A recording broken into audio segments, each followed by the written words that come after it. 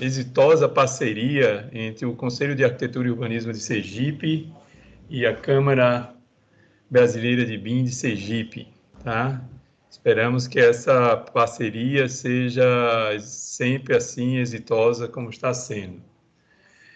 Por motivos pessoais, a nossa assessora de comunicação, Tiffany Tavares, hoje não vai poder apresentar o nosso evento. E eu vou estar aqui, fui incumbido de substituí-la. Será um grande prazer estar aqui com vocês. Esse webinário vai ser o último dessa temporada, tá? Essa série vai ser suspensa temporariamente, devido ao processo de eleições do Conselho de Arquitetura e Urbanismo do Brasil e de Sergipe, mas retornaremos assim que finalizar esse processo, tá? O nosso convidado de hoje é o engenheiro eletricista Maurício Arce, do escritório AD Engenharia, que vai falar sobre o tema como explorar o BIM para integrar todas as disciplinas de projetos. No meu entender, uma das grandes maravilhas e vantagens do BIM é você enxergar todas as disciplinas no mesmo modelo, né? Você enxergar a arquitetura integrada a todas as outras disciplinas de instalações, de estrutura, enfim. Gostaria de agradecer pela participação e a disponibilidade do Maurício e passar algumas informações de boas práticas para todos. O nosso webinar está sendo gravado, o vídeo será disponibilizado na íntegra nos sites das duas instituições, CAL Sergipe e CEBIM Sergipe. Pedimos que todos, exceto o palestrante, permaneçam com o microfone e as câmeras desligadas durante todo o webinar. Para as dúvidas ou questionamentos, todos devem utilizar o chat a qualquer momento. Por isso, os mediadores farão esse acompanhamento e repassarão esses questionamentos para o palestrante. Por fim, nós vamos colocar o link de nossa pesquisa de satisfação aqui no chat, para que todos possam responder e a gente possa melhorar cada vez mais essas palestras. Para fazer a mediação no webinar número 7, nós teremos hoje, representando o CAL Sergipe, o arquiteto urbanista Felipe Godard e o engenheiro civil Rodrigo Sequeira, representando a CEBIM Sergipe. O nosso convidado de hoje, Maurício Arce, engenheiro eletricista, como eu bem falei, graduado pela Faculdade Pio X, em MBA em plataforma BIM. Ele é vice-presidente da CEBIM Sergipe e ex-diretor da Engenharia da Secretaria de Estado da Educação de Sergipe, ex-professor substituto da UFES e da Pio X, professor de pós-graduação da Zigurate e sócio da AD Engenharia. Trabalha com BIM desde 2012. Realizou vários projetos de compatibilização de disciplinas complementares em BIM. Trabalha em projetos, modelagem e as-built de empreendimentos de médio e grande porte, como também em desenvolvimento de plugins para Revit e na disseminação do BIM no estado de Sergipe, tanto no setor público quanto privado. Com relação, inclusive, a essa questão do plugin, é um ótimo assunto para um próximo momento, né, Maurício? É verdade. Lembrando a todos de usarem o chat a qualquer momento, fiquem à vontade para fazer os questionamentos e, à medida do possível, a gente vai passando para o palestrante. Farão a mediação desse evento o engenheiro Rodrigo Sequeira, como eu bem falei, que representando o CEBIM, e o Felipe Godard. Passo a palavra agora ao palestrante da noite, engenheiro Maurício Arce. Boa sorte aí, sucesso aí, Maurício. Primeiramente, boa noite a todos. E eu acho que seria bem legal o nosso bate-papo de hoje, continuarmos como antes de começarmos isso aqui, que foi um bate-papo de verdade. Ele torna-se muito mais proveitoso e, como eu falei na gravação, mais rico na parte de conhecimento.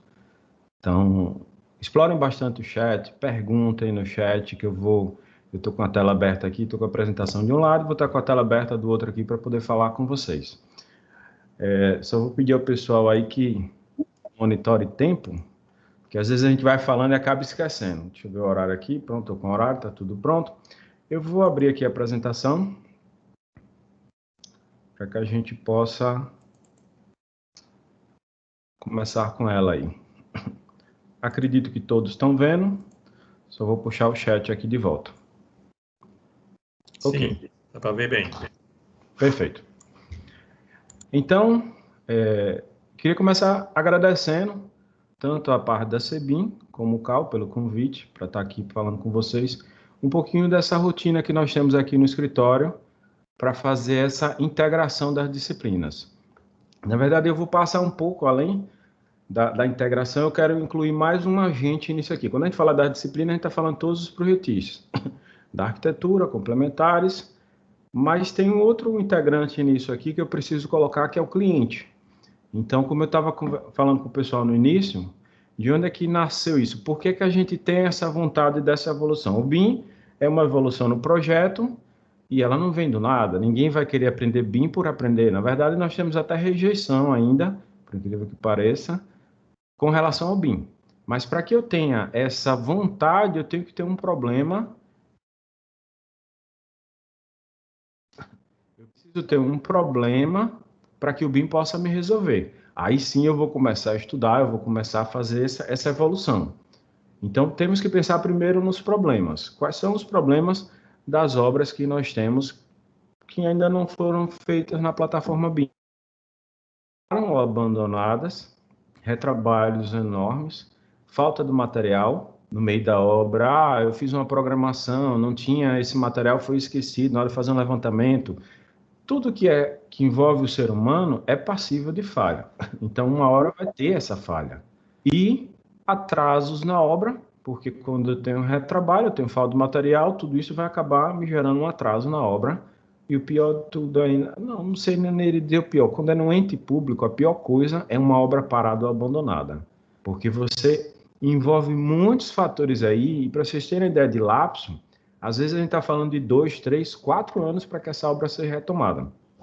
Eu puxei esse assunto porque tem um amigo meu que trabalhou comigo lá na SEDUC, a atual SEDUC, antigamente SED, e a gente passava muito por isso. Então foi quando, lá em 2012, nós vimos essa oportunidade de começar a matar um dos problemas que estou incluindo aqui no cenário, que é o cliente. Na época que eu estava na sede como diretor, quem era meu cliente? Eram os diretores de escola, os professores, os alunos. Eles é que iam ocupar aquela edificação. Então, eles precisavam que aquela edificação tivesse a contento das necessidades deles. Só que a gente fez vários trabalhos antes de conhecer a plataforma, antes de poder ter um mínimo, a questão mínimo que fosse um 3D, para que o cliente pudesse visualizar isso. Ainda hoje é muito utilizado isso, eu considero um dos primeiros passos. Quando você mostra a arquitetura para o cliente em 3D, ele consegue, você dá essa solução mais imersiva, como nós temos hoje em dia, ele consegue dar os primeiros palpites. E aí ele começa a ver isso aí. Nisso você ainda está sem os complementares. Você está no seu primeiro estudo. Então, a primeira disciplina lá, a disciplina mãe, é a arquitetura, para que o cliente fique contente com ela. Depois a gente vem com as demais disciplinas, tudo numa sequencialidade que eu vou mostrar já já. Então, quando nós vimos essa oportunidade de poder mostrar para o cliente, porque o cliente, por mais que você levasse planta baixa, com corte, com fachada, com tudo que vocês pensarem, nós tentamos. Mas mesmo assim não é a área dele. Então não tem nem por que eu querer cobrar isso dele. Você poderia explicar, você pode ir, você pode botar adesivo no chão, mostrar áreas e tal. Nem todo, alguns têm uma facilidade um pouco maior, isso é fato, mas outros não vão conseguir, a área deles é outra, eles não têm interesse nisso, não vão querer aprender isso. Cabe a nós, como projetistas e construtores, demonstrarmos a eles isso. Então, esse é um problema que a gente precisa solucionar. Na verdade, eu citei 5 problemas aí. Aí vem a segunda pergunta, por que eu vou fazer a integração de todas as disciplinas? Para que eu preciso disso? Como o Fernando estava colocando, foi uma coisa muito legal você poder visualizar tudo. Então, um foco inicial é visualização. A segunda pergunta, em que o BIM pode ajudar? Quando eu faço essa integração, eu utilizo a plataforma BIM. Vamos lá, se eu tiver apenas volumetria tridimensional, que eu vou visualizar, já existem softwares que pegam aquela volumetria e conseguem fazer checagens de conflito, mas eu não tenho informações aí. Então, tudo que eu pensar em mudança, nunca vai existir essa obra que seja 100% perfeita, não tem como. Os projetistas, eles têm que, à medida do possível, trabalhar tentando visualizar o que o outro está projetando, respeitando uma sequencialidade, a gente minimiza, mas algumas coisas escapam, porque você primeiro vai passar sua disciplina, fazer a distribuição da sua disciplina, depois você vai dimensionar. Então, de repente você tinha um duto de ventilação que ele era 15 por 30, ele precisou aumentar para 15 por 45, 50, vamos supor. Então, nesse dimensionamento, você passa a ter um possível conflito. E aí onde acontece realmente bastante conflito, mesmo que tenha uma equipe mais madura. Então, você passa a ter esse conflito, e aí o BIM pode ajudar, quando você passa a ter isso tudo aí. Então, eu coloco uma frase aqui, ela é meio desconstrutiva e tal, e aí muita gente pergunta, não, esse cara tá ficando doido. O BIM não é ideal para fazer projetos. Isso é uma coisa nossa que vem funcionando bastante. Realmente, quando a gente está trabalhando com o BIM, que a gente vai fazer essa integração, a gente costuma dizer que a gente não está vendendo projeto para o cliente. Na verdade, o que a gente vende para o cliente é uma construção virtual. Por quê? Quando você tem no BIM softwares, não precisa ser os melhores softwares, não. As primeiras reuniões que fizemos dessa casa aqui, não foi feita a renderização. Ela foi feita apenas... entramos, mobiliamos ela para o cliente poder ver, colocamos a piscina, colocamos alguns detalhes, não fomos a fundo tanto assim, para o cliente ver e tentar se imaginar. Se o cliente conseguir se imaginar nesse ambiente, beleza, eu passei da primeira etapa. Então, eu tenho uma arquitetura que o cliente aprova. É passível de mudança? Sim, é passível de mudança. Tudo que a gente busca com essa integração é diminuir retrabalhos. Então, se eu passei nesse primeiro ponto aí, estou diminuindo uma possibilidade de retrabalho. Os índices começam a cair. Estudos. Você tem N estudos. Aqui eu estou mostrando luminância, aquecimento, a questão de climatização, um solar, a questão de sombreamento. Nesse caso, o cliente ele quer placas solares. Então, a gente vai ver sombreamento. Eu consigo calcular a geração? Sim, tem softwares que você pega o modelo de um software de modelagem, joga em software de simulação, joga em software de checagem. A gente não precisa ficar preso a um único local, a um único software de modelagem. Tem software que faz alguns estudos. Por exemplo, quando a gente pensa em estudos de estrutura, tem softwares que tem um estudo de estrutura, mas não está adequado à nossa realidade, que é como o caso da elétrica. Da elétrica, o software que eu uso para modelagem, ele não é adequado à nossa realidade. Então, é por isso que surgiu essa necessidade de fazer alguns plugins.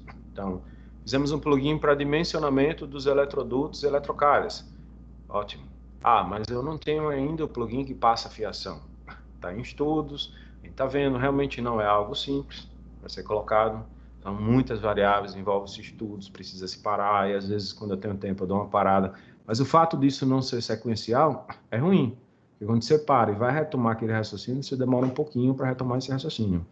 Então, estudo de consumo energético da edificação, gerações, como eu mostrei só lá, geração eólica, se você pensar na geração eólica.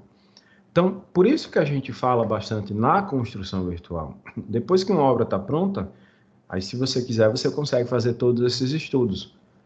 Só que com a plataforma eu consigo anteceder esses estudos. Beleza, Fernando, vou colocar aqui. Eu consigo anteceder esses estudos e fazê-los ainda em tempo de projeto. Tudo que eu fizer em tempo de projeto me gera uma economia grande na obra. Porque, como eu estava dizendo, uma obra parada, você tem mão de obra. Pense numa mão de obra, se ela for fichada, não for... Se for terceirizado, o terceiro lá vai chiar. Ele vai querer rever contrato, vai querer pensar em aditivo. Ninguém vai ficar com uma equipe toda parada, desperdiçando dinheiro e vai ficar sorrindo. Então, tudo é prejuízo. Aí, quando você traz isso para projeto, você tem um retrabalho, mas aquele retrabalho tem um custo muito menor do que na obra. Nosso grande problema aqui, no nosso estado, isso é muito forte, é que não se quer pagar preços corretos de projetos. Então, acha-se, existe por um lado, profissionais que devido à situação estão vendendo projetos a preço de banana e por outro lado, uma construtora que sabe que existe esse profissional, um incorporador ou cliente, assim, que existe esse profissional e ele não quer pagar isso aqui por Zé da esquina, faz isso muito mais barato. Aí cria aquele círculo. Então você nunca consegue parar para fazer melhores projetos. Vocês imaginem, o cliente sabendo que o investimento que ele faz aqui em projeto vai gerar uma economia muito maior lá na frente, ele começa a pagar mais por isso. Aí a gente vê softwares cada vez melhores que nos dão tempo para pensar realmente no projeto. O projeto é uma coisa única por definição. Então eu preciso ter esse tempo para pensar. E não dessa maneira automatizada, maneira desenfreada, louca que está sendo feita, em alguns casos, onde existem falsos softwares aí que dizem que faz tudo. O software diz, olha, eu consigo lançar toda a ferragem só no olhômetro, lanço eletrodutos, lanço tubos, lanço ponto conforme norma A, B, C. Mas espera aí, às vezes eles pegam as normas, os entraves das normas, que tem brechas, não é que é uma brecha, seria assim, que tem cálculos, e eles jogam todos os fatores lá no máximo. Então você pega uma coisa que poderia ser um valor X, e ele joga lá para 5, 10x. Aí isso dá mais custo na obra. Poxa, quando eu vejo certas estruturas aí em balanço, que hoje estão fazendo algumas coisas em balanço, fica mais bonito, esteticamente é bonito isso, que você olha lá, ferragem, concreto, daqui a pouco falta um pouquinho para chegar para fazer uma ponte. Vigas de uma sacada de quase 80, 1 metro, chega a ser absurdo isso. Não só, veja, eu não estou falando de sacadas grandes, não, sacadas médias, de quartos. Mas aí, devido a esses softwares, isso ocorre. A inteligência artificial vai chegar, ela vai melhorar muito, vai aprender como nós projetamos, vai nos dar uma mão nisso e não vai deixar que a gente consiga cada vez mastigar mais.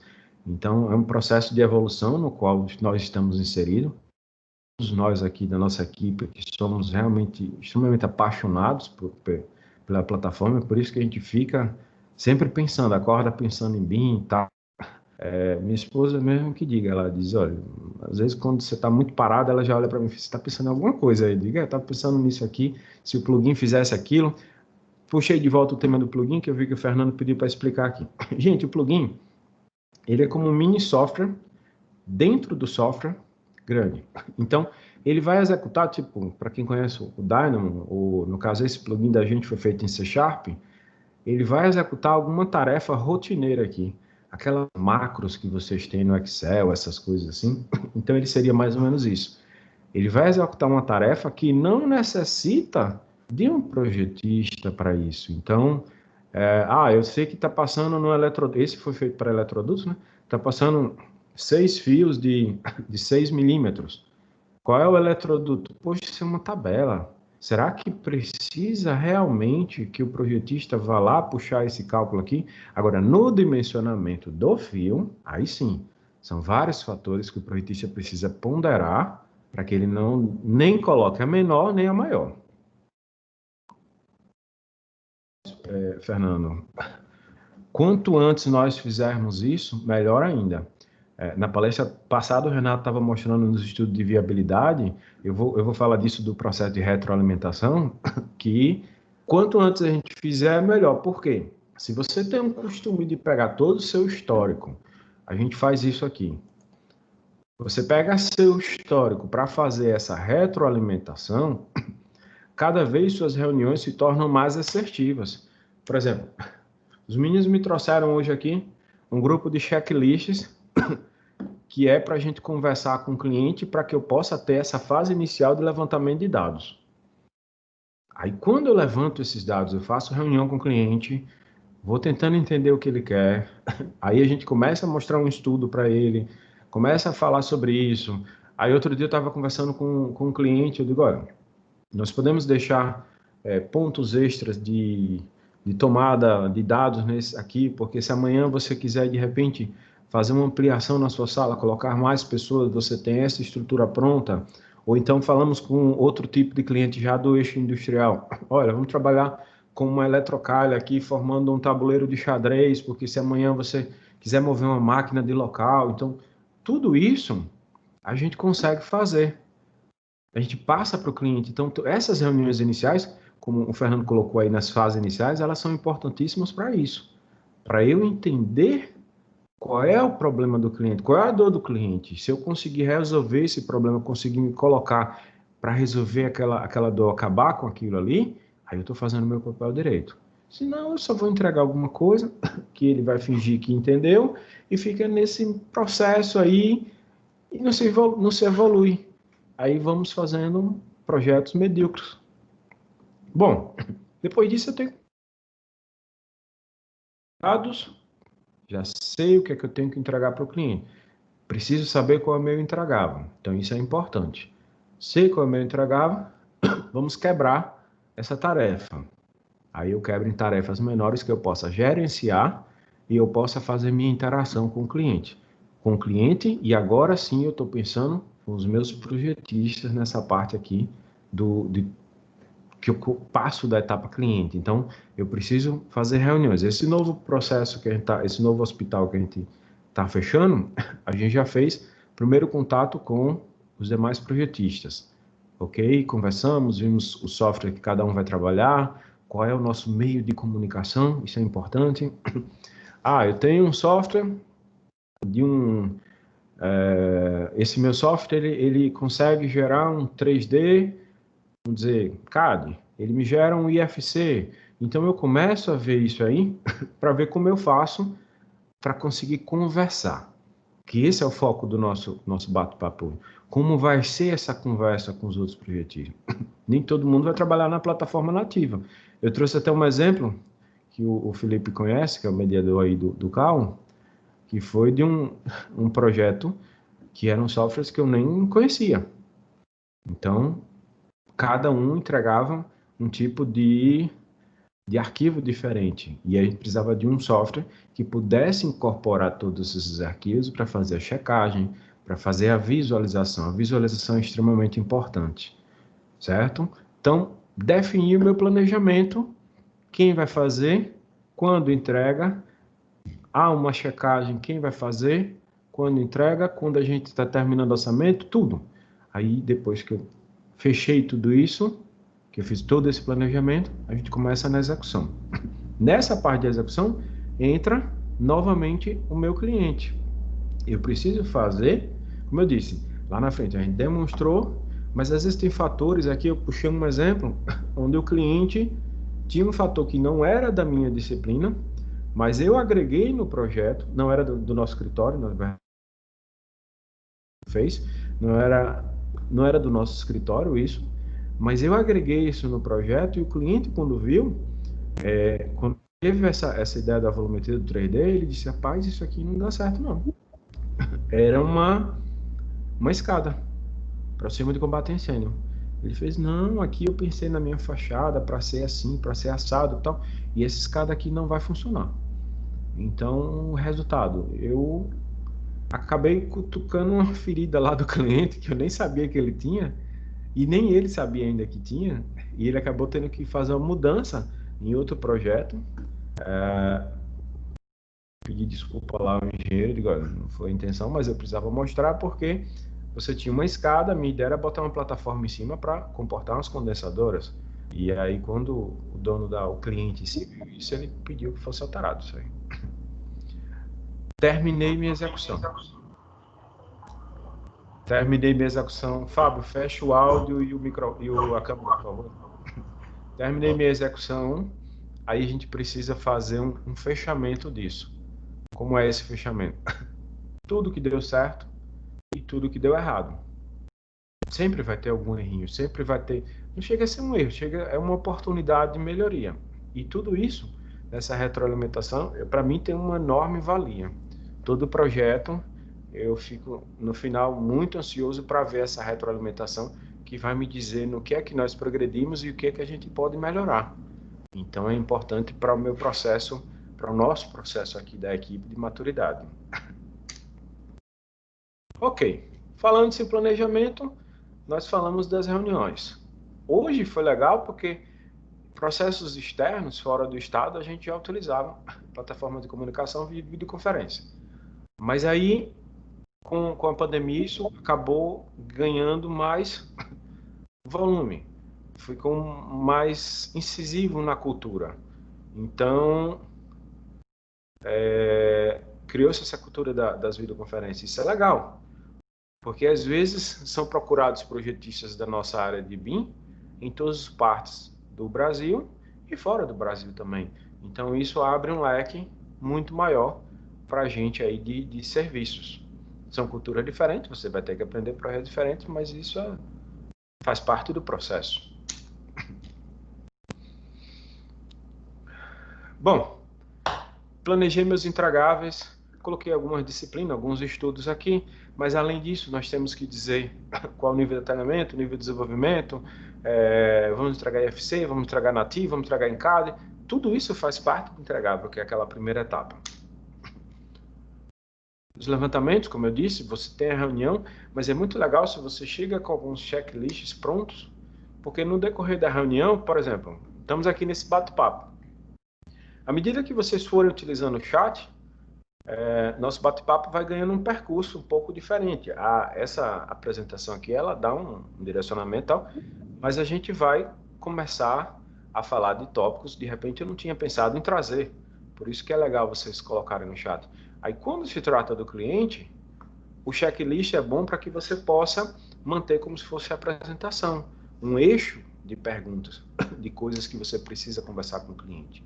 Aí beleza, terminou isso aí com o cliente, eu estou com a equipe sentada, vamos conversar agora sobre as atividades. Será que adianta o pessoal de combate a incêndio, de climatização, começar a fazer os projetos logo que saiu a arquitetura? Vamos pensar na edificação vertical. O arquiteto começou a desenvolver e vamos pensar em métodos bem antigos, certo? Ele está fazendo, como era antigamente, que ele fazia e não conversava com mais ninguém. Não havia essa integração, como há hoje, graças a Deus, que é muito melhor. Aí o pessoal de combate a incêndio, de climatização, vamos pensar em dutos, exaustão, renovação de ar, certo? Ele começa a trabalhar. Há uma grande chance dele perder quase tudo que ele fez. Eu aconselho nessa etapa inicial, como nesse outro projeto que a gente está fazendo, ele colocar só as saídas e entradas, pessoal de map todo, só colocar pontos, nada de distribuição. Por quê? Eu venho com uma disciplina de estrutura aí, que se formos olhar pensando como em cronograma, ela tem um nível de prioridade muito maior que as demais. É por isso que eu coloco aqui em cima a arquitetura e estrutura. Para mim é extremamente importante, devido a problemas anteriores que já tivemos, que elas se conversem bastante. É como se nós fôssemos aqui o público. Pense se tivesse outro palestrante comigo aqui, e aí vocês seriam os projetistas complementares. Vocês estariam parados aí. Isso, Felipe. Felipe e Rodrigo, vocês podem falar, viu? Fiquem mudos aí não, podem falar. Que é bom para ver se o pessoal vai falando aí. Às vezes a gente vai falando tanto um termo map, que aí é bom que eles lembrem aí para poder detalhar. Porque a gente tem público bem diferenciado, né? Então tem gente que já mexe com BIM, tem gente que não. Então a gente precisa detalhar. O map, pessoal, todas as disciplinas de mecânica, a mecânica, a climatização, tudo isso envolve, que é o M. Elétrica, que aí envolve elétrica, bem estruturado, CFTV, SDA e tudo isso. E o P de plumbing ou tubulações, que é água, tudo que for relacionado à água. Então aí temos arquitetura, estrutura e map. Ok? Ficam nessa separação aí. Obrigado aí, Felipe, por lembrar. Vão entrando, falando aí, caso eu acelere em algum tópico aqui. E vocês aí, pessoal, quem não entender qualquer coisa, pergunta, ou tiver dúvida, ou quiser fazer comentário, é sempre bem-vindo.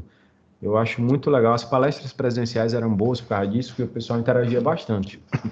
Então, mas a gente precisa se acostumar com esse novo modelo, que é o chat. Eu estou falando, eu estou vendo o chat aqui, aí eu consigo estar vendo aí o que vocês estão colocando.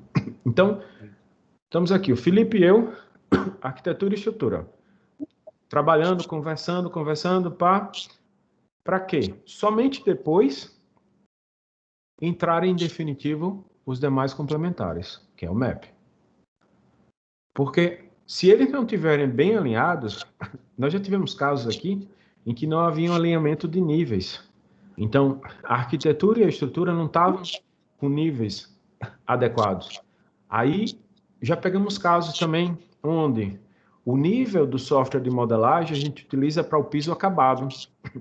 Então, na hora de colocar, o pessoal da estrutura colocou o nível do software de modelagem, aquele que serviria para a arquitetura. Eu posso ter um nível da estrutura? Sim, posso ter perfeitamente. Posso criar N níveis aí. Só cuidado que o excesso de níveis atrapalha na visualização, então depois fica difícil você enxergar.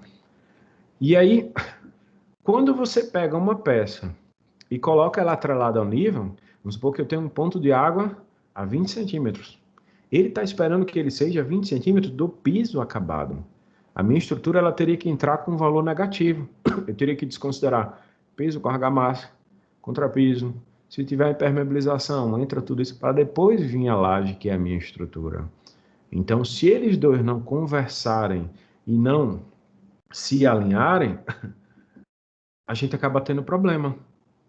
É por isso que é importante tudo isso. Carol colocou bem aí a questão do BEP, que é esse planejamento que a gente estava falando, é por isso que tudo isso aqui vai entrar nesse planejamento, que é esse plano de execução do BIM aí, ele é de extrema importância para evitar retrabalho. E estou dizendo a vocês porque eu já tive retrabalhos com isso. Um pequeno deslize, se você não fecha seus procedimentos, por isso que a gente tem muitos papéis e documentos precisando ser arquivados, você fugiu de um procedimento, uma coisa, você vai inovar alguma coisa, você corre o risco de cometer um erro e aí volta esse processo lá para trás. Teve uma edificação em específico que foi necessário mexer no pé direito da edificação. E como eu disse lá no princípio, a gente faz aqui uma construção virtual. Então, quando estão todas as peças conectadas, o mapping, todas as disciplinas map conectadas, e você pega esse nível e sobe, eu até falei com o cliente, eu digo, olha, isso é como se fosse um macaco. Você pensa numa laje, e aí você diz, olha, eu vou precisar subir o pé direito. Eu coloco um macaco hidráulico dela e vou refazer pilares, vigas e tudo lá em cima. Você simplesmente quebra todas as peças, porque elas estão conectadas. Você imagina um tubo com um joelho aqui e outro joelho chegando. Deixa eu vir para cá para você poder ver um joelho aqui e um outro o joelho subindo e furando a laje. Na hora que eu subo essa laje, essa peça está agarrada, ela vai se desconectar aqui do meu tubo. Então, ela acaba quebrando tudo. É uma construção virtual. Tem os prós e tem os contras. Então, mudanças numa construção saem caras, mudança numa construção virtual também não é boa.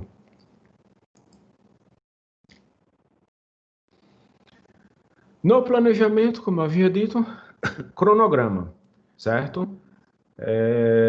O cronograma é importante, porque senão, se você deixar qualquer tarefa natural do ser humano, qualquer tarefa fique solta. Por exemplo, tinha uma apresentação para fazer e tal.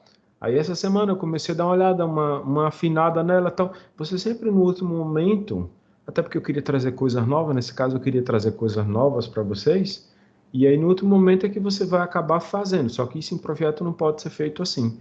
Uma apresentação, tudo bem, é legal que você traga o que tem de mais novo para mostrar. Mas quando é um projeto, não, ele tem que ter uma sequencialidade.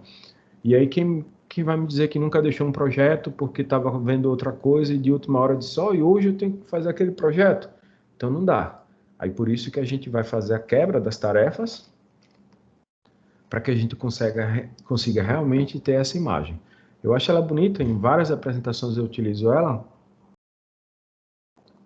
porque como nós estávamos falando no começo, antes de realmente começar a apresentação, essa concentração de informações que eu acho formidável. Eu estava até citando um exemplo aqui da nossa série. Nós estamos fazendo uma ampliação e aí, como informação não pesa no modelo, vocês têm que se preocupar muito com a volumetria das peças. Isso realmente pesa. Você colocar... A gente já fez isso. Foi para o ápice de detalhamento para poder mostrar, tentar ver o tamanho da peça, para poder ter essa ideia. Então fizemos um medidor de energia que pesava quase 60 megas. Então isso era absurdo, isso não dá para rodar.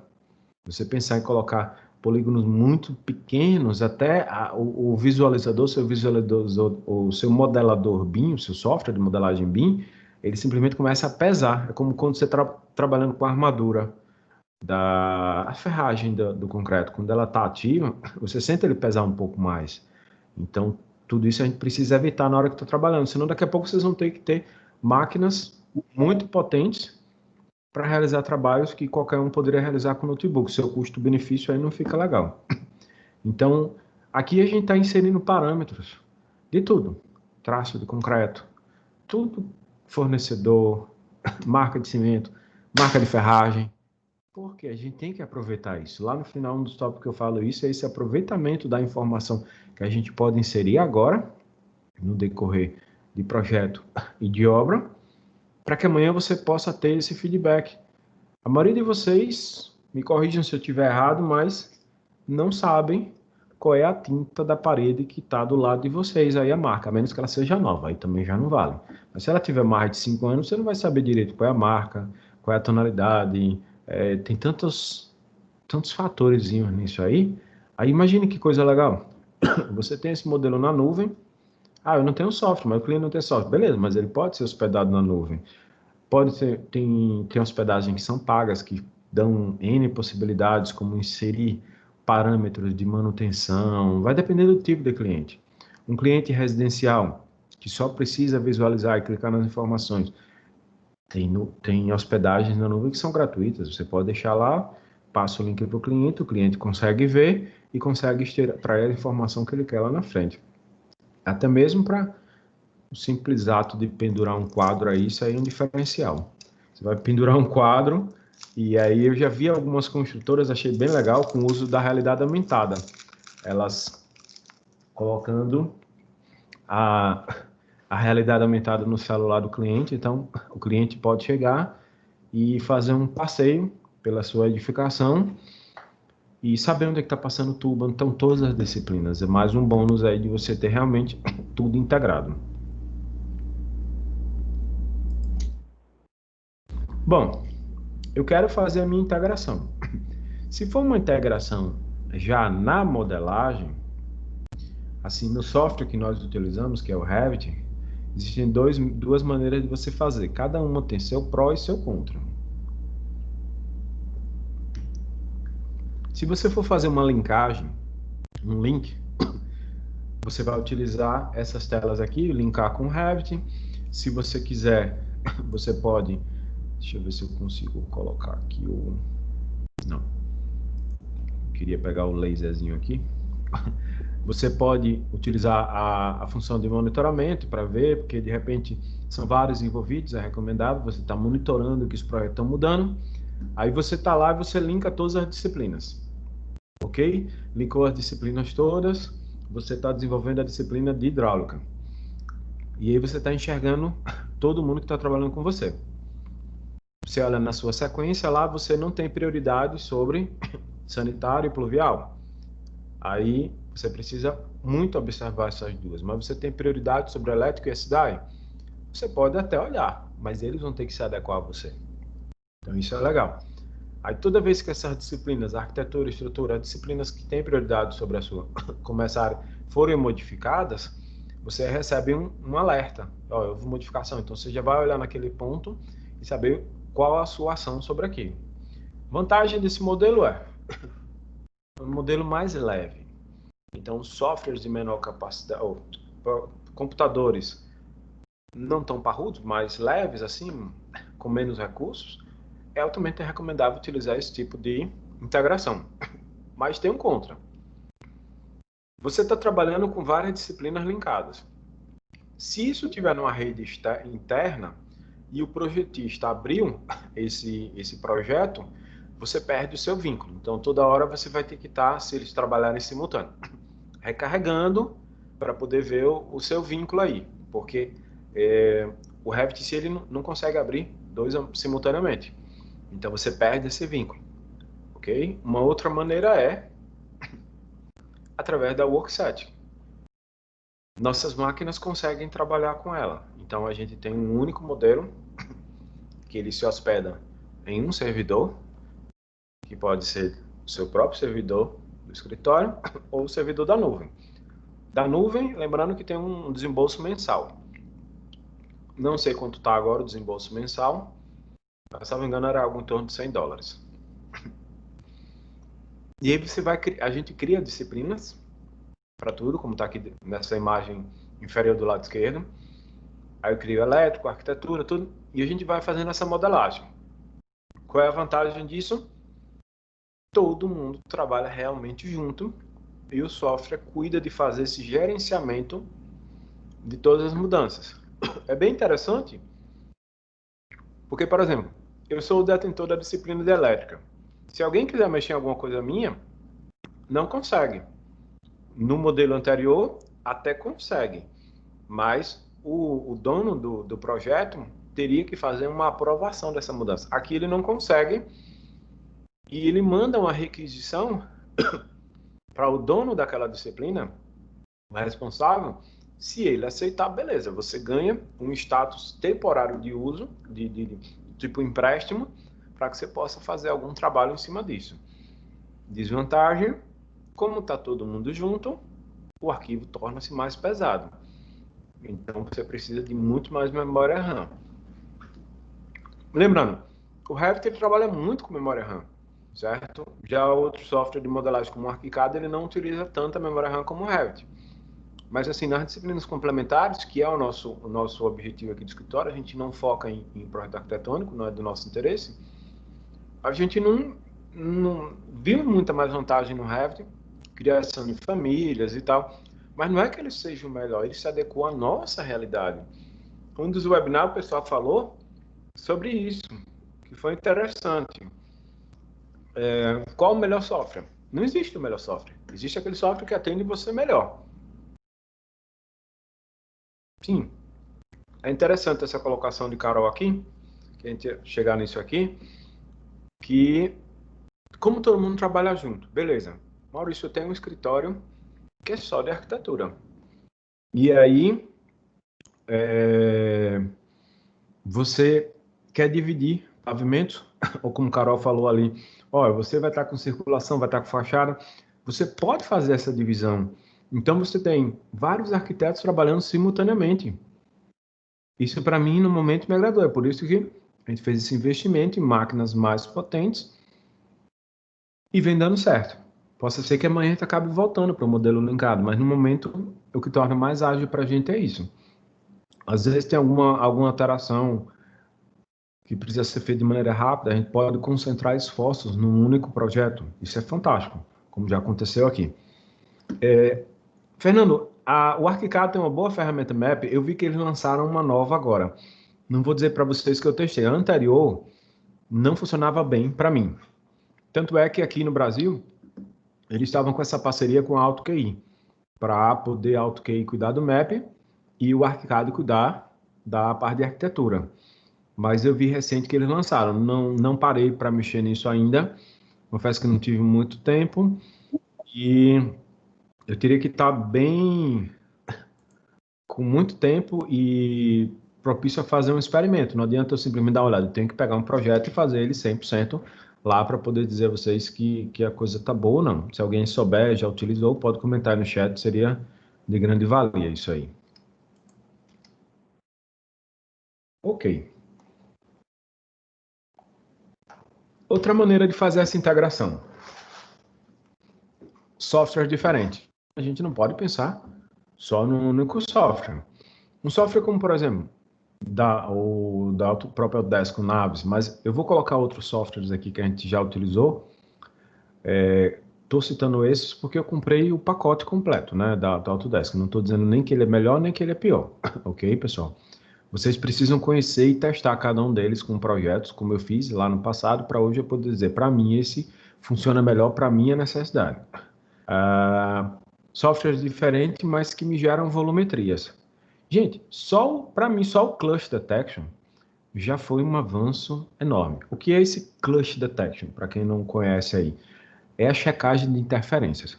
O Navis, ele faz um cluster detection mais do tipo pesado, hard. Ele olha se eu tenho algum objeto passando próximo do outro ou se eu tenho algum objeto chocando com o outro. Aí você passa para um Solibri que já lhe permite pensar em outras questões de acesso. Os softwares da Trimble também fazem isso, o pessoal lá de estrutura, que é, será que eu consigo enfiar uma chave ali para depois eu folgar ou apertar um parafuso? Então vejam, será que aquela luminária está no raio, no percurso de abertura da porta? Então você começa a pensar em algo maior que pode ser feito, coisas que sinceramente o olho humano nunca vai conseguir, o ser humano nunca vai conseguir fazer isso. Ele pode olhar um pedaço, olhar outro. Até fiz uma brincadeira aqui com minha equipe. Eu disse, olha, vamos fazer uma aposta, não me lembro bem o que era. Se vocês conseguirem achar 7 conflitos que eu criei numa casinha, eles ganhariam, mas no final não conseguiam. Que no olho humano não conseguem. Você pode tentar virar o modelo de cabeça para baixo, 3D, do jeito que for, você vai ver aquilo muito chapado. Então, dependendo do ângulo certo, você até consegue. Mas 7 conflitos em diferentes ângulos é muito complicado você achar. Então, o software de checagem serve para isso. A matemática dele é bem simples, é uma matemática real. Tem um objeto de diâmetro, volume tanto, que começa no eixo tal, termina no eixo tal, e o outro também faz isso, então eles se encontram em algum ponto aqui. Então ele vai integrar todo aquele objeto, ele tipo fatia ele, faz uma integração do objeto todo, fatia não, na verdade, desculpa, ele junta e integra o objeto todo para saber esse caminho, esse tamanho, essa volumetria do objeto. E a gente não consegue fazer isso, não. Então, aqui eu consigo juntar todas as disciplinas, os projetistas diferentes, para fazer isso. Bom, falamos muito de visualização. Eu gosto de passar para o cliente. Então, eu botei numa escala aqui de visualizadores mais antigos. Por exemplo, 3ds é muito utilizado, desculpa, com V-Ray, para as maquetes fantásticas que o pessoal faz aí para vendas e cada vez interagindo com fotos reais. Então, estamos cada vez conseguindo identificar menos o empreendimento. Então, vejam, isso já é um passo importantíssimo, porque o meu agente cliente consegue visualizar o empreendimento. Então, eu deixei destacado eles aqui, porque meu agente cliente é o pagador, é o que dá a palavra final. Então, ele tem que estar 100% integrado com o nosso processo. Não adianta eu integrar todas as disciplinas, eu fazer simulações, fazer tudo, se eu não mantiver ele próximo, ok? Então, tem vários softwares, existem muito mais software de visualização, até, por exemplo, a própria Autodesk, ela tem uma nuvem que você coloca, uma visualização, não o 3D Max, mas na nuvem, todos eles têm hospedagem na nuvem, então é legal porque você consegue bloquear lá para o cliente não baixar, ele pode até tirar foto, print da tela e tal, mas ele vê o modelo todo em 3D, mas ele não consegue adquirir aquilo, então é bem interessante. Hoje, com a tecnologia de você poder mostrar ao cliente, é legal, você faz uma videoconferência e apresenta isso para o cliente.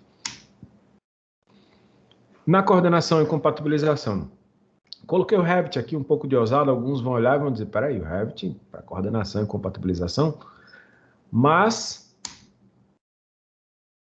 vamos lembrar que o Revit tem um relatório de interferência bem grotesco, extremamente pesado. Você mandar fazer um relatório de interferência com o Revit, ele demora um tempão, mas ele tem. Então eu não podia deixar de fora, porque ele vai lhe dizer clusters que você tem lá, e você pede ele para mostrar, e ele vai lá no ponto, ele mostra o ponto que está aquele cluster, aquele conflito.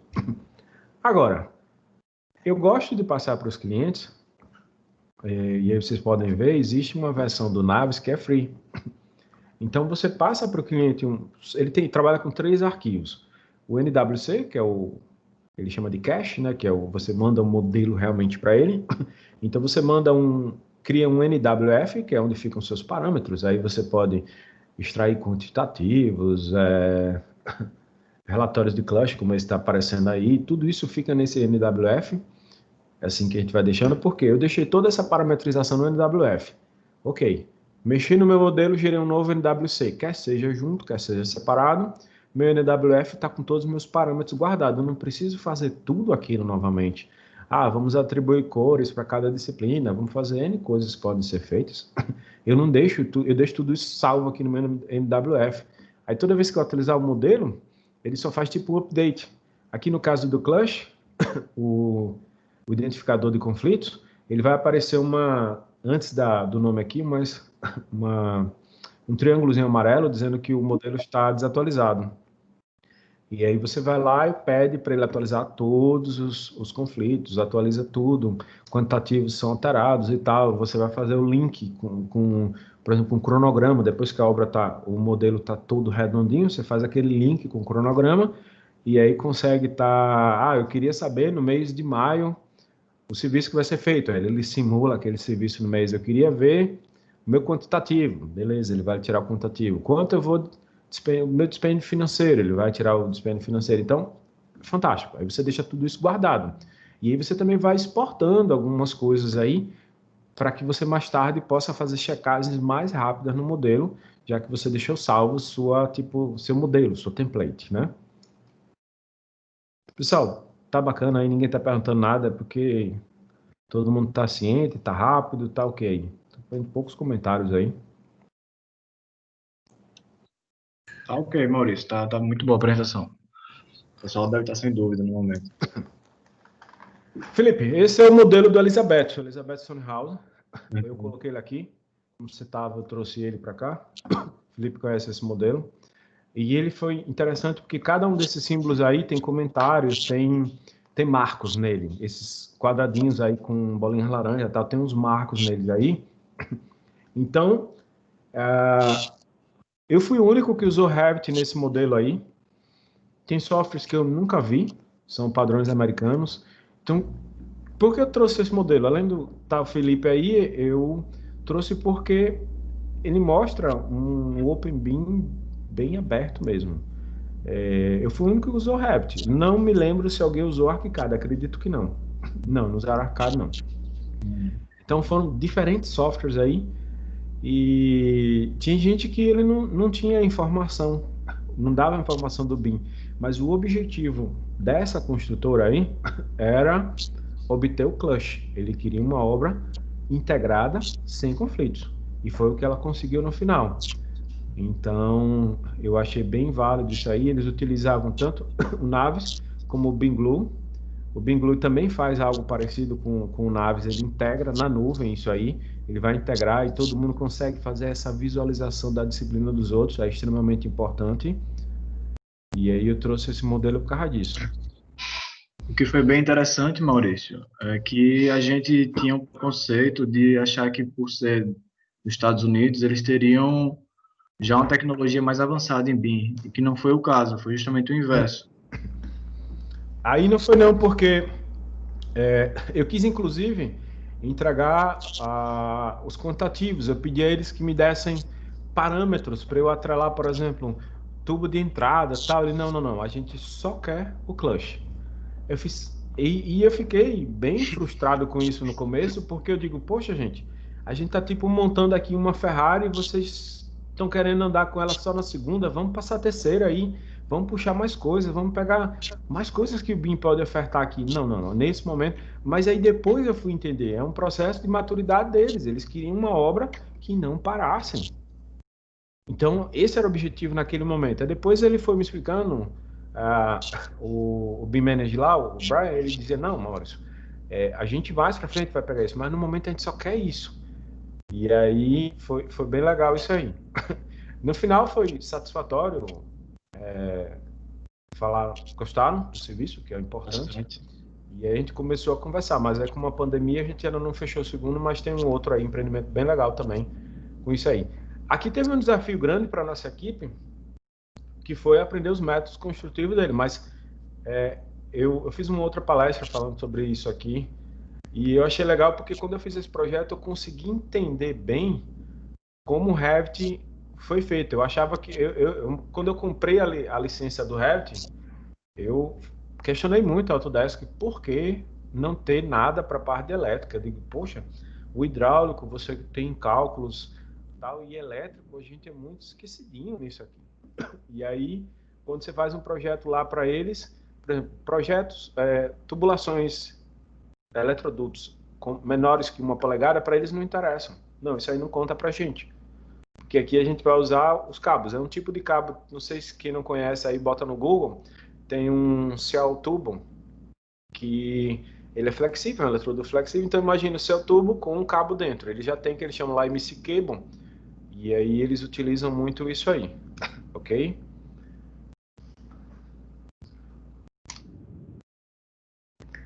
Aí depois a gente tem ainda essa parte dos clusters. Às vezes vocês pegam um projeto que foi feito em CAD, isso é um trabalho que a gente tem feito muito aqui, vem fazendo bastante, que é transformar do CAD para o BIM. Então a gente tem todo o processo, tal, na hora de fazer um relatório de interação com o cliente, mostrando no CAD, para que ele possa se convencer de que a gente modelou o BIM de acordo com o que estava no CAD, e a gente encontra coisas aí que você olha e diz, não, isso aqui não pode ser, mas, gente, a gente até consegue imaginar algumas coisas em 3D, mas uma obra completa, se o cara conseguir fazer isso aí, ele é fora da caixinha. Então, às vezes, até coisa simples, como um banheiro, a gente consegue encontrar conflitos. Por quê? Quando você pensa no projeto, você tem uma caixa sifonada que ela está conectando com a tubulação de esgoto primário e ela está recebendo de um ralo seco, de um chuveiro e tal, e aí esse esgoto está meio que fazendo uma volta em 2D, é tudo bonitinho, vai passar. Quando você bota em 3D, que você começa a jogar os caimentos disso, que você leva em consideração espessura de laje, o prolongador, a caixa sifonada vai descer, esse prolongador, aí essa matemática começa a não fechar, que é o caso aí. Aí você vê esse tipo de conflito ocorrer, que aí você facilmente identifica. Esse clutch aí, ele foi pego direto no Revit, por isso que eu coloquei ele lá. Uma outra questão é a fidelidade da informação. Uma parede que ela vai ter 3 metros de altura, quando você coloca essa característica nela, você pode até editar uma cota lá, tal, não sei o quê, mas se você clicar na parede, ela vai ter 3 metros. Você não vai chegar lá, botar 4 e dizer, fica com 3 aí quietinha. Não, não vai. E quanto menos a gente conseguir editar, melhor. Porque a edição de cotas, nesse caso aí, arrebentou muito nesse projeto aí. Mas foi, assim, bem desafiador e eu achei bem legal. Sim, é verdade. Só vou agregar mais aqui o seguinte, Fernando, nessa obra em específica tem muitos médicos ali, e aí uma médica me deu um jargão legal aí, que ela disse, não, o projeto em CAD era um raio-x, o projeto em BIM é uma tomografia computadorizada, porque ela em 3D você consegue girar. Então, em CAD, aquela compatibilização antiga, né, que, lógico, tinha que dar erro em algumas coisas, ela era um raio-x que você botava. Aí, quando essa médica falou, eu fiz, pô, é legal. Que ela conseguiu trazer para a realidade dela. E isso é legal, quando você traz para a sua realidade, significa que você conseguiu entender que isso está satisfatório. Eu estou preocupado só com a hora aqui, né? Mas vamos lá. Interação, pronto. Esse foi o exemplo que eu estava falando aqui de interação com o cliente. Então, nosso projeto aqui era climatização. Vocês estão vendo uns pontinhos pretos aqui em cima, são as condensadoras. E aí, a gente aproveitou, porque já tinha essa escada de incêndio aí. Então, a gente disse, não, vamos colocar aqui mais vamos puxar um pouquinho, fazer uma estrutura, já era metálica, era só continuar com a estrutura metálica, todo mundo feliz. Mas, quando a gente mostrou isso para o cliente, ele fez de jeito nenhum. Aí a primeira coisa que ele fez foi arrancar a escada toda. E aí ele disse, não, vocês se virem para botar tudo isso lá no teto. Aí vinha um outro desafio. Era uma estrutura pré-moldada. E o engenheiro estrutural ele queria saber quanto isso iria pesar. Então, o que foi que nós fizemos aqui? Colocamos cada condensadora na sua volumetria mais próximo do possível, do que ela era, e agregamos o fator massa nela. Então ela começou a ter um peso. E aí, como ela estava com esse peso, Edilson, desliga câmeras off aí. Boa noite, meu filho. Como ela passou a ter esse peso, a gente começou a agrupá-las conforme o engenheiro estrutural, que não era da nossa equipe, era terceiro, desculpa, era dele, lá era do cliente, a gente entrou para fazer essa parte de climatização, elétrico, e aí conversamos com ele até chegar nesse entendimento. Então, veja que uma coisazinha simples, mas que poderia ter atrapalhado muito a obra, podia gerar uma insatisfação enorme para o cliente. Essa escada aqui, pessoal, vou voltar com ela aqui rapidinho, ela já estava sendo construída lá. Então, já estava toda cortada. Tiveram que refazer, lógico, e porque o cliente não tinha conseguido visualizar essa escada antes. E aí, depois que fizemos isso, ficou assim o projeto de climatização, com os pesos certinho no local e aprovado pelo engenheiro.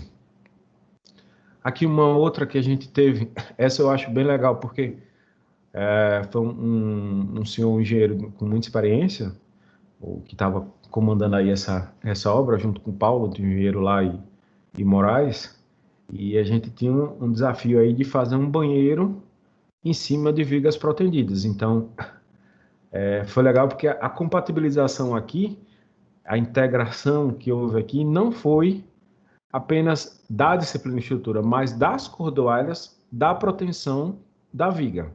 Então, eu acho legal porque ela foi mais fundo ainda.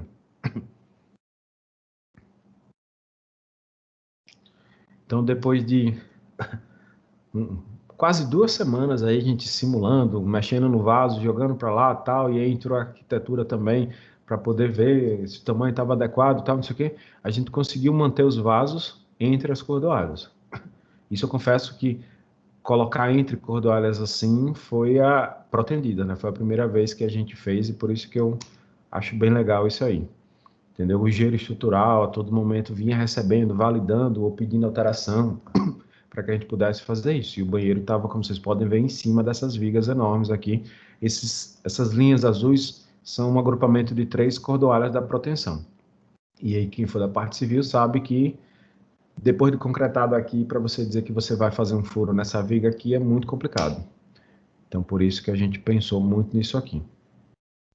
Bom, a gente tem os processos de comunicação com o cliente, ou com os outros, entre os projetistas. Então, o projetista A mandou uma informação e ele precisa de um feedback do outro projetista. Então, existe essa comunicação fluente, tem que ser tudo documentado, certo?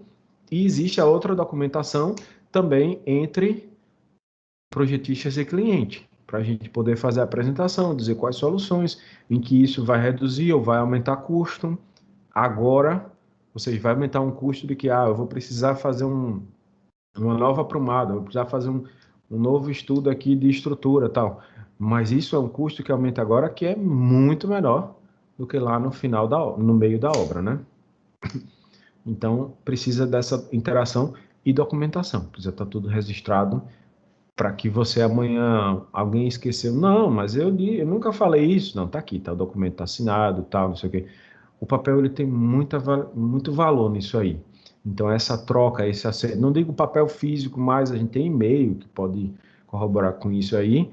Então, isso é de extrema importância para que amanhã vocês não tenham retrabalhos desnecessários.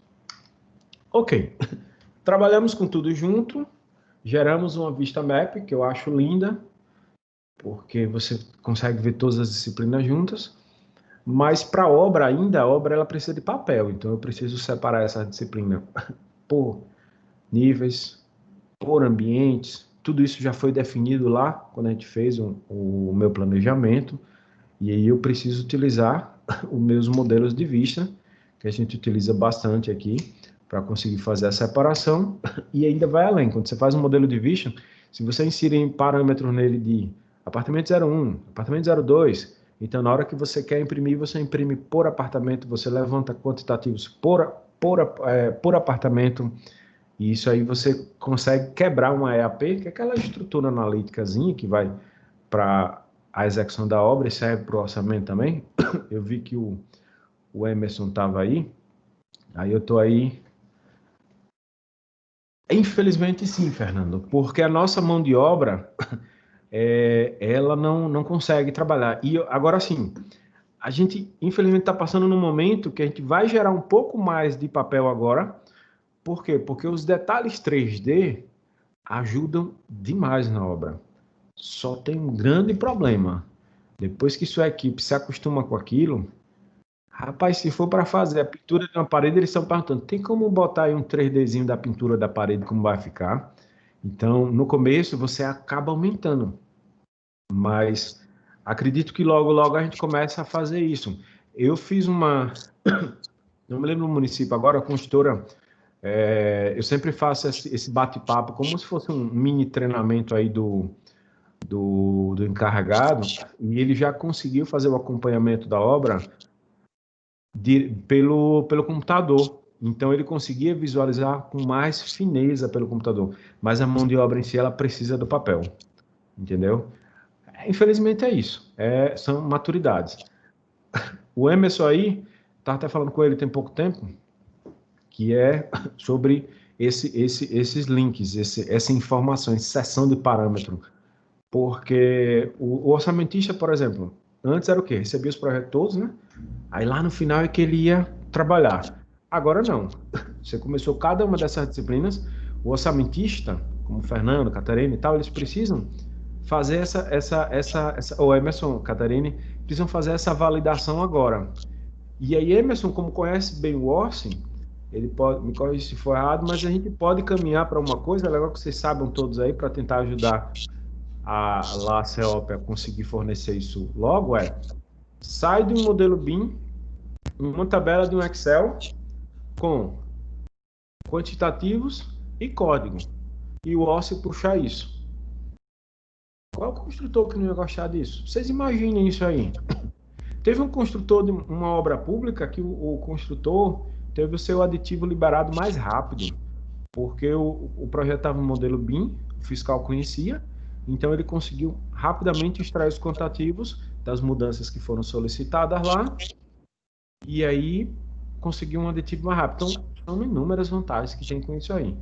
E uma que eu estou namorando muito é essa questão de você poder fazer essa integração OSSI, modelo BIM, OSSI, modelo BIM. Para a gente seria fantástico, para as obras públicas. Detalhamentos, ainda aquele outro projeto. Nesse projeto eles tinham uma ideia de lançar os eletrodutos pelo teto para depois descer. Então, como eu joguei muito videogame, né? Aí a gente consegue visualizar um pouquinho melhor o 3D. Eu achei esse caminho aqui que fez uma economia. Ao invés do eletroduto subir mais um pouco, ele ficou nessa figura de baixo branquinha aqui, eu consegui entrar nesse nível. Senão ele teria que entrar no outro nível por cima para depois descer. E por aqui pelo nível eu acabo tendo uma economiazinha de material. Tudo isso redondo, pessoal, a gente vai para uma coisa que quando você começa a atrelar a modernização da construção. Vai se ocorrer, então, a ter mais pré-fabricação de coisas, a gente começa a ter mais mecanização das coisas. E por quê? Hoje um maior problema da obra, assim, um dos maiores custos que tem na obra é a mão de obra. Então,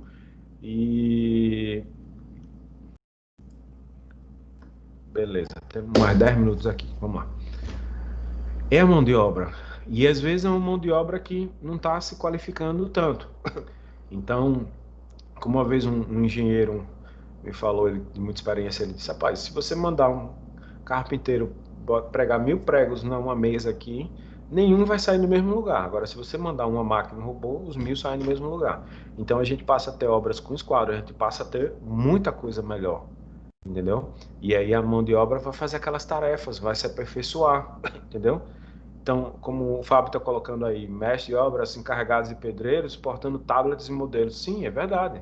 Como eu estava dizendo, nesse caso aí, o encarregado ele estava usando um notebook. A gente vai ver, espero estar vivo para poder ver isso. E aí você começa a ter uma pré-fabricação de componentes da obra, e aí a gente começa a ter aquilo, quem nunca brincou de Lego. Vai começar a ter isso, só que máquinas fazendo isso. Aí os processos vão ficar muito mais rápidos. Essa aqui eu tirei na época que a gente estava fazendo um serviço lá da termoelétrica, eu achei bem legal, porque eles fizeram no canteiro do lado da termoelétrica essa montagem aí da estrutura, e depois levaram com uns guinchos enormes e montaram lá. Aí eu pedi a autorização ao Roger, que era o gerente geral da GE aqui no Sergipe, que é ele que estava responsável pela montagem, ele autorizou. E aí, por isso que eu estou citando e agradecendo mais uma vez aqui, porque é fantástico. Se fosse antigamente, não, você precisava vir, cortar, soldar e tal. Não, vem tudo pronto. Ele poderia até montar aí, mas como ele tinha vários processos menores ao lado, e ele tinha uma área, ele fez a montagem lá e depois chegou e colocou no local. Então fica muito melhor isso aí. Bom, estamos quase nas etapas finais aqui. Uma outra coisa que eu acho de grande valia quando você tem tudo isso integrado é para onde realmente vai a maior parte do investimento de uma edificação, que é na operação.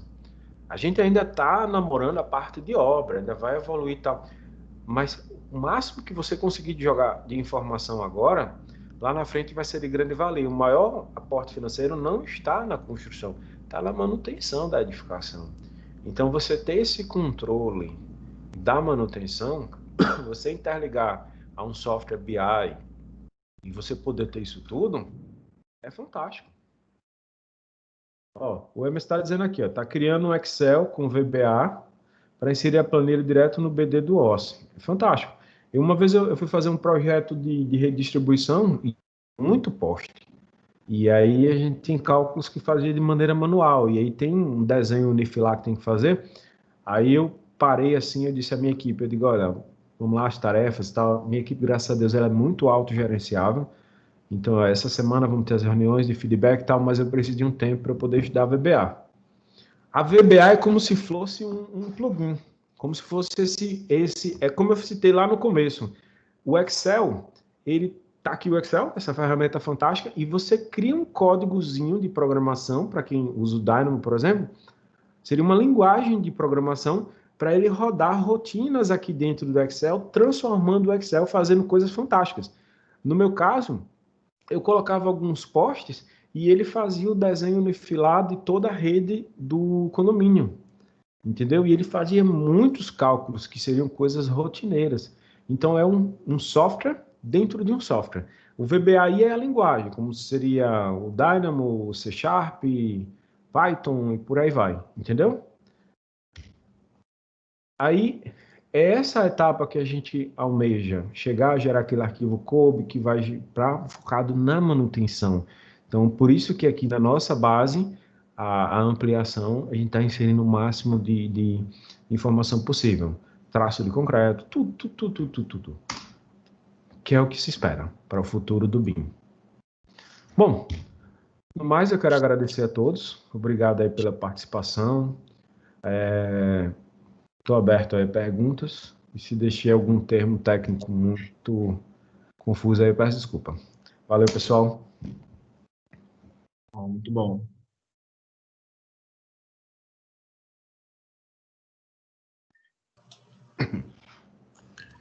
Felipe, Rodrigo, vocês querem fazer algum questionamento? Não, estava pensando aqui a respeito também da inteligência artificial que o Maurício citou. E como você acha e como você visualiza o mercado em relação à inteligência artificial no uso do BIM? Que o BIM ainda nem é uma realidade tão grande, que a gente está cada vez mais chegando a esse ponto, mas eu acho que a inteligência artificial ainda vai ser um ponto mais à frente e vai batalhar. Em relação à inteligência artificial, como é que a gente vai começar a agregar valor a esse tipo de disciplina e junção? Então, eu acho que vamos ter elas vão convergir. Certo? Posso fechar a apresentação já, né? Pode, deve. Fechei aqui. Fechou aí, né? Fechou. Porque, veja, quando a gente vai fazer processos de automação, automatizar tarefas para serem utilizadas no BIM, tudo envolve linguagem de programação. Tanto é que sabemos, nós apaixonados por BIM, que logo, logo as universidades elas vão precisar ter cadeiras específicas de programação. Porque cada um tem o seu método construtivo. Então, é necessário que você crie rotinas, ou seja, quando a gente fala de linguagem de programação, pessoal, é como a gente está ensinando alguém a fazer tarefas para a gente. Então, eu preciso transformar isso numa linguagem para que a gente possa criar um mini software para rodar no meu software grande. Então, vejam, Se você olhar a inteligência artificial na parte de programação, a compilação de dados dela está aumentando de uma maneira assustadora, certo? Então, cada vez a gente vai começar a utilizar isso. Ela tá vindo muito para que a gente possa utilizar na programação do BIM. Então, é por isso que eu acredito muito que elas vão convergir. E aí você vai começar a inserir rotinas que elas vão aprender com sua maneira de trabalhar. Eu acredito muito nisso, que a gente vai ter isso. Você começa a desenvolver um projeto e o software começa a perceber como você trabalha, quais são as suas referências, o que é que você gosta de colocar. Por exemplo, você na arquitetura, você gosta de utilizar um tipo de marco, característica assim, e ele vai começar a aprender isso de você e pergunta, olha, no projeto, há alguns anos você usou isso aqui nesse mesmo ponto. Ele não vai colocar, nunca vai se antecipar ao ser humano. Isso ele nunca vai ter essa capacidade. Você quer inserir isso aqui e aí ele lhe dá essa opção, porque ele vai ter essa memória fantástica que a gente não tem, entendeu? Perfeito. Maurício, eu particularmente acho que a programação vai estar no rol da formação de todas as profissões, de médico, designer, engenheiro, qualquer um, a programação vai ser necessária nessa formação em breve, né? Eu vi uma fala do Obama, né, que estimulava os meninos americanos não apenas a jogar videogame, mas fazer os próprios games. Sim. Os americanos têm essa filosofia de fazer os próprios games. Então, acho que isso é uma grande realidade.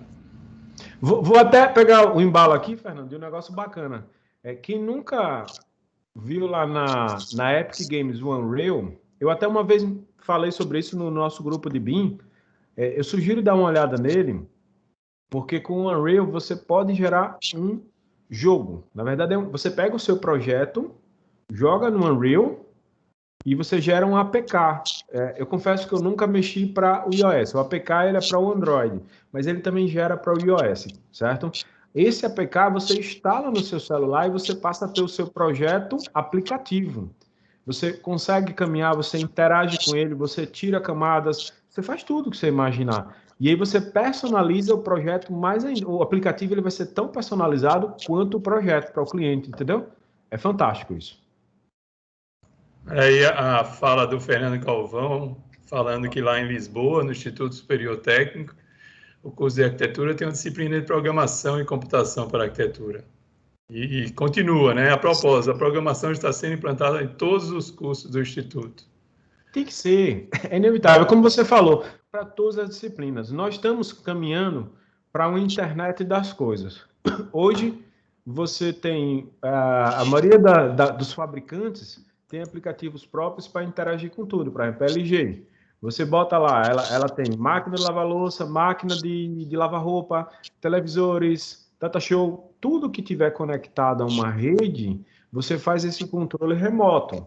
Então, essa internet das coisas cada vez você vai precisar de personalização, você vai ter que, como você falou, os médicos, eu tenho uma maneira de fazer cirurgias e se eu pudesse rodar uma rotina aqui no meu equipamento para ele fazer de repente uma checagem mais direcionada ao que eu trabalho, aí eu vou lá, crio essa rotina e carrego nele. Sim, eu acredito muito nisso, vai ser muito legal. Eu fica à vontade aí, pessoal, para conversar, mas eu fico pensando na sala de aula, a gente monitorando os alunos, o desempenho de cada aluno através desses aplicativos. Então, eu tenho o que cada um está rendendo, o quanto cada um vai precisar de reforço ou de um acompanhamento mais próximo. Enfim, eu vou ter um controle muito maior, como temos o controle hoje muito maior na obra, né? Sim, sim, sim. Você vai ter isso, As câmeras estão cada vez mais inteligentes. Você repare que, agora em tempo de pandemia, houve uma evolução no sistema das câmeras. As câmeras são as mesmas. Essas câmeras se chama de CFTV. Aí começou-se a rodar sistemas que já fazem o teste de temperatura do cliente. Então, eu sei disso já, eu já vi o fabricante lá colocando, a gente não tem implantado aqui na empresa porque a gente já tinha outra metodologia, mas você pode ter isso aí. Aí você coloca na entrada todo mundo que está passando. Veja um caso do Carnaval, que um rapaz foi preso pelo reconhecimento facial, o Carnaval de Salvador. O Carnaval de Salvador? Foi, de Salvador. Porque a câmera fez a identificação. Então, são algoritmos e mais algoritmos, ou seja, programação e mais programação para poder deixar isso cada vez mais avançado. E o que é bastante bacana também é a diversidade de plugins e de interação.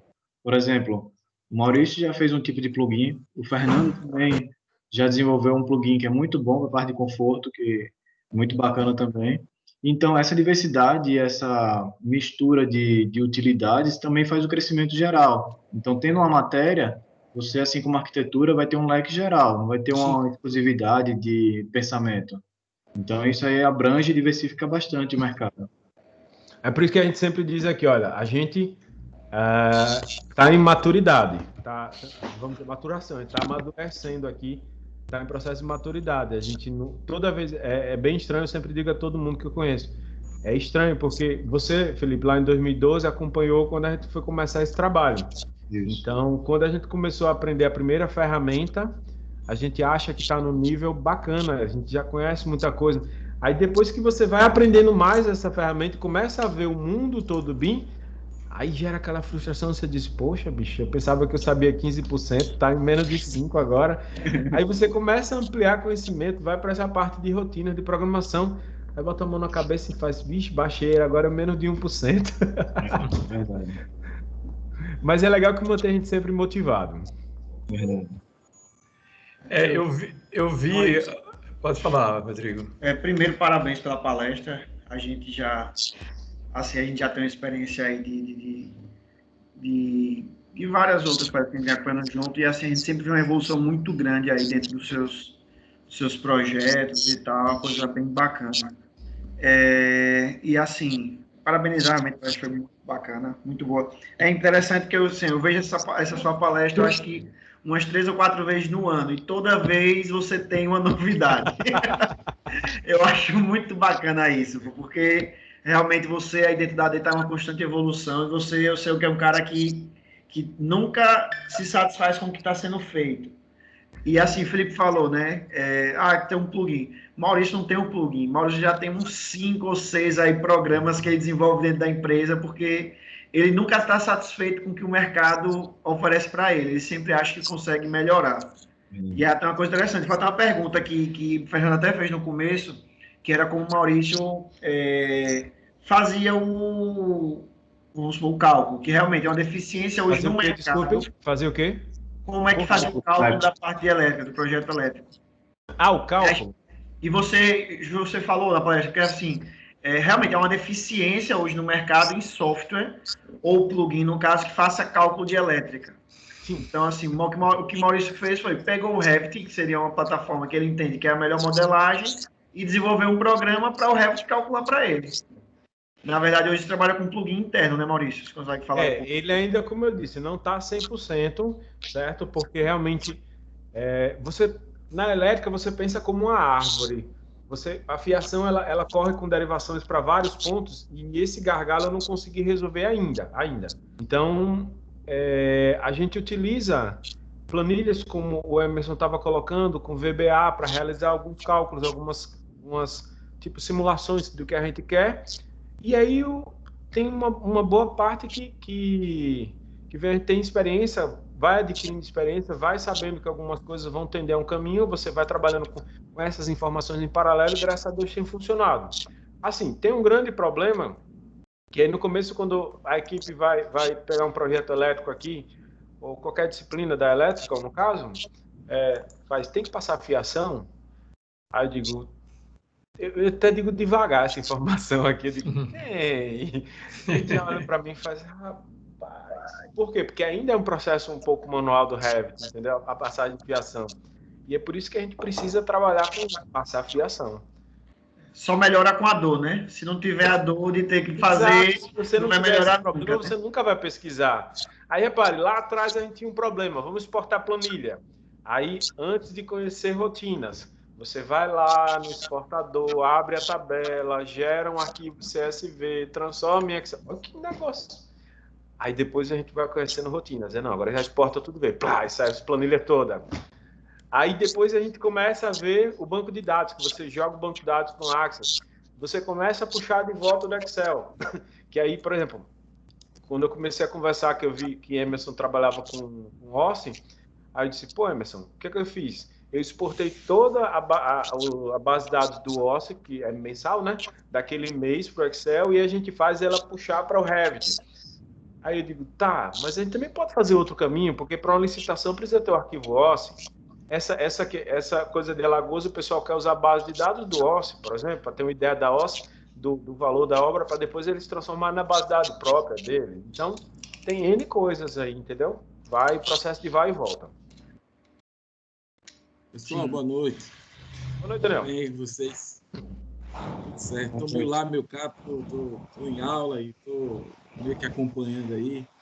E eu vi vocês falando de programação e a importância que tem, obviamente, a gente sabe que tem. E aí, coincidentemente, hoje, aqui na faculdade, na AGES, Faculdade de Arquitetura, né? Curso de Arquitetura, houve uma interação com o pessoal do curso de TI. Então, coincidentemente, hoje, a gente começa aí a ter uma interação maior com o pessoal de informática para que a gente consiga ou pegar essa ideia de linguagem e até uma produção de alguma app, alguma coisa, para levar para a arquitetura, para ver como é que vai ser essa interação. Isso ainda é uma coisa que está sendo implantada esse semestre, para ver as respostas dos alunos, tanto do curso de arquitetura quanto do curso de TI, para saber qual produto a gente vai poder tirar dessas duas experiências. E aí eu estou, assim, meio que otimista, porque hoje será a nossa primeira interação, né? Informática e arquitetura, engenharia civil, estão todos integrados. Então, a ideia inicial é que se tenha pelo menos um app que faça alguma interação, inicialmente. E aí nós vamos começar a trabalhar com o pessoal da informática para passar essas linguagens, para ver como é que vai funcionar essa interação.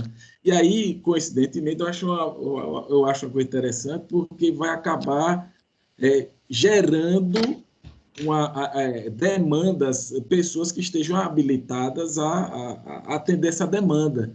Então, assim, a intenção é justamente essa, aproximar e saber que a gente pode otimizar os processos dentro do BIM, entendeu? Então, depois eu até posso falar com o pessoal que é mais próximo, Fernando mesmo, ou até você, o próprio Marcelo, porque aí a gente começa a ver passar uma ideia no feedback para ver o que a gente pode melhorar e tudo, algumas outras interações, mas a gente está tentando. É uma ideia incidental aí que a gente está vendo se dá certo. Ô, Daniel, e esse é o caminho. Aquela imagem do BIM que eu coloquei, eu acho bem legal, porque nunca houve tanta interação de todos projetistas, até pessoas, como eu disse, o cliente entrando para conseguir dar pitaco, que antes o cliente via um produto final, conseguia visualizar na obra, ele agora consegue visualizar com antecedência. A gente nunca viu isso acontecer tanto agora. Aí a gente pega agora e envolve mais o pessoal de TI, certo? Por quê? No Revit, um grande problema, maior problema, eu até fui treinar, fiz estudos sobre C#, é você aprender o SDK dele. Isso é que é complicadíssimo do Revit. O SDK é essa linguagem de programação. Beleza, o cara é fera em programação C#, vamos dizer. Mas não quer dizer que ele vai fazer um plugin para o Revit. Porque o Revit tem sua linguagem, tem uns termos próprios. E você vai ter que fazer chamamentos para que o Revit lhe entregue. E pior, depois que ele faz esse primeiro chamamento de informação, ele entrega tudo de vez. E vem aquele mundaréu de informações. E você precisa começar a filtrar essas informações, linkar, tratar, para aí sim você ter alguma coisa que preste. Então, esse pessoal de TI vai ser altamente requisitado para a área de gente. Mas é isso, pessoal. Maravilha, Maurício. Maravilha, Daniel. Obrigado pela participação. Eu queria... Pode falar. Eu queria participar aí dessa discussão, bastante interessante. Isso.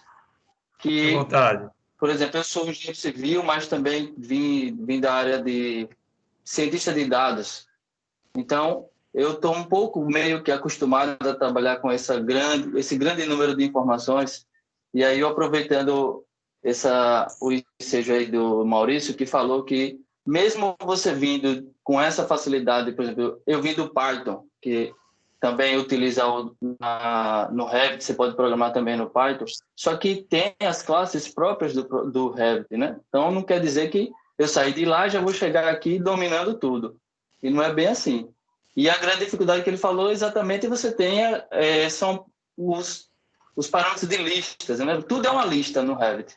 Você pega uma parede, você pega categoria parede, vem 300 mil paredes, depende de quantas paredes você tem. E a elas vem todos os seus parâmetros atribuídos àquela categoria. Então, torna-se um pouco mais complexo as coisas. Daí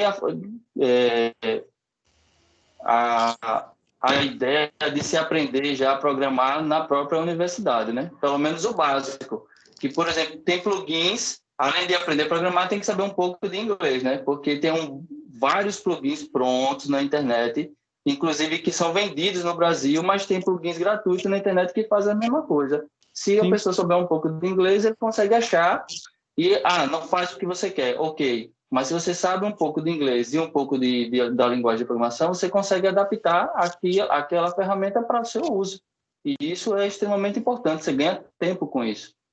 Não, exatamente. Você vai numa base de dados como um GitHub lá, tem muita coisa em inglês que já faz coisa que de repente a gente quer fazer e está lá pronta, a rotina toda. Só um comentário aqui, pessoal. Vocês estão percebendo que a gente está começando um webinar dentro do outro já, né? Está indo para o webinar 8 agora, que está virando linguagem de programação aqui. Eu costumo dizer que o BIM, ele te dá asas, né? Você consegue voar dentro da atmosfera. E eu complemento que o Dyn, uma linguagem de programação, você consegue ir para o universo, aí você perde totalmente os limites do que pode fazer dentro do BIM. É fantástico, é um mundo, você muda a ferramenta, você cria outras ferramentas, enfim. E como as informações estão lá, as geometrias estão lá, as condições estão lá, é você trabalhar. Acho fantástico, acelera o trabalho, enfim. É um campo aberto. Uma coisa assim, acho que bem interessante da gente falar até para o pessoal é o seguinte: por mais que a gente já esteja, vamos supor, acostumados com o BIM, ele está só no comecinho. Tem tanta de software que precisa ser desenvolvido ainda, tanto de plugin que precisa ser desenvolvido ainda. É uma infinidade hoje. Hoje você não tem ainda, não está, e acho que nunca vai chegar, na verdade, no topo, né? Tá saturado aqui já de plugin. Não, porque a informação é o limite. Então, quando você puder botar informação ali, vai ser infinito, e acho bem bacana também o desenvolvimento de software. O professor Fernando Márcio mesmo tem 2, eu acho, pelo menos, né, professor, aí, envolvendo. Você tem o de horas de trabalho, né, usando o Revit, e tem também o que Goldar citou, né, o de eficiência energética. Isso. Exato. Então, assim, é bem bacana, porque a necessidade é enorme da gente desenvolver realmente plugins e softwares que atrelem e agreguem, né? Só uma correção, Rodrigo. O de horas de trabalho não é meu, não. É de um cara lá do Rio Grande do Sul que compartilhou no grupo, e eu só coloquei lá no grupo do CEBIM. Perfeito. O senhor compartilhou, achei que estava não. Na pesquisa. Mas, assim, é bem... Isso é legal que você veja. A gente se formou já tem um tempinho e nunca para de estudar. Aí, nesse ponto, é bem legal porque eu preciso, como você falou, Rodrigo, toda vez tem uma inovação tal, mas isso envolve muito, muito estudo, a gente tem que estar testando, tem que estar estudando, cada um de vocês na sua área fazendo alguma coisa, precisa estar testando, né? Aí, por exemplo, no meu caso, minha esposa me dá total apoio, é bem legal porque aí ela diz, não, eu vou estudar outra coisa, que ela é da área de direito e tal, e a gente fica lá, 2 pessoas estudando do lado, então essa cumplicidade que eu tenho com ela me ajuda bastante, entendeu?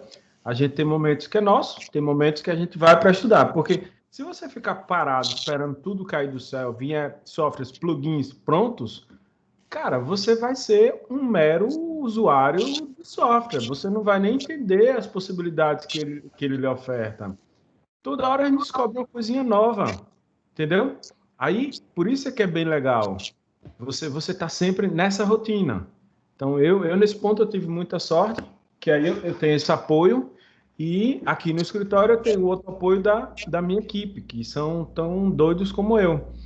Que aí eles estão lá de, galera, vamos fazer um negócio aqui, aí cada um começa a levantar a cabeça, olhar para cima, ficar imaginando, e se? Aí começa aquela, tipo, um brainstorm, e aí daqui a pouco a gente começa a juntar, aqueles dados vão cair, e aí sai alguma coisa legal. Mas a gente está muito longe ainda, tem muita gente que está avançadíssima nessa área de programação, e eu espero ir galgando, chegar algum dia próximo disso aí.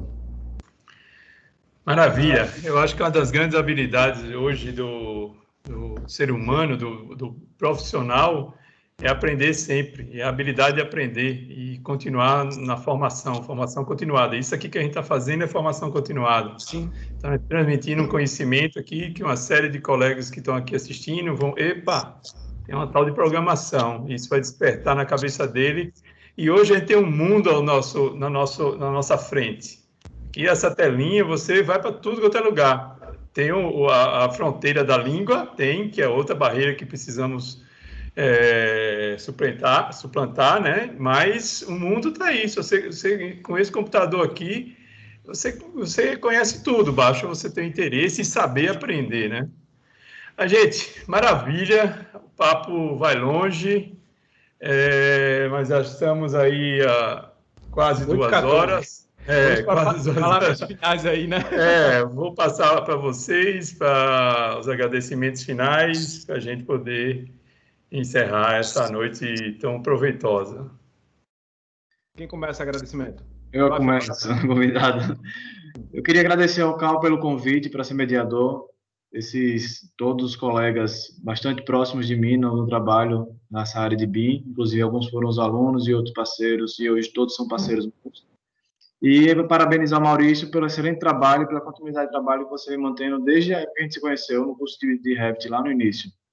Então, parabéns e grato ao Cal pelo convite e parabéns ao Sebim também pela organização do evento junto ao Cal.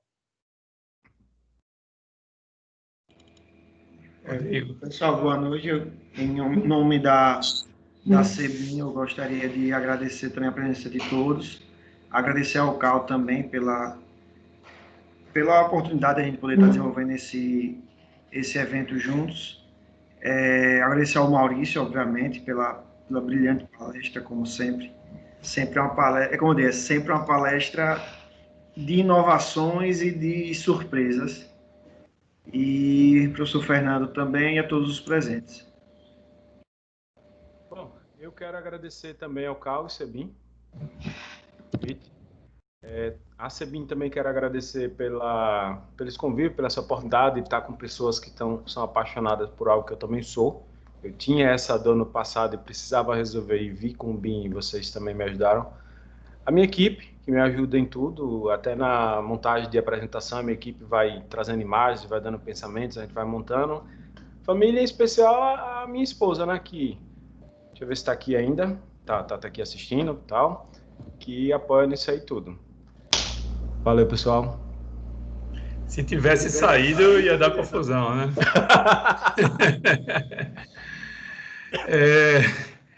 Obrigado, Maurício, Felipe, Rodrigo. Gostaria de registrar a presença da nossa presidente Ana Maria Farias, que ainda não aprendeu o BIM, mas acredito que logo, logo vai estar dominando aí essa ferramenta.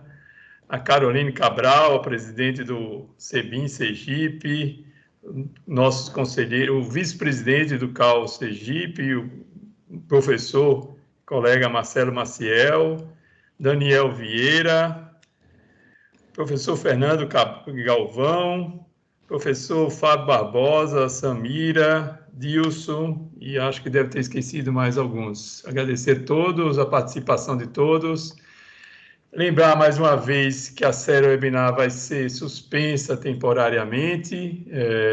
Iniciaremos um processo eleitoral na próxima semana e achamos por bem evitar eventos para não prejudicar o bom andamento do processo eleitoral. Deveremos retornar em novembro, outubro, novembro, inclusive com algumas boas palestras que já estão no planejamento, tá? Agradeço a todos, sugiro que vocês fiquem atentos aos meios de comunicação do CAU Sergipe e do CEBIM e daremos informações melhores à frente, tá? Um grande abraço, muito obrigado a todos e tenham um bom descanso. Boa noite, pessoal. Tchau, tchau. Tchau, pessoal.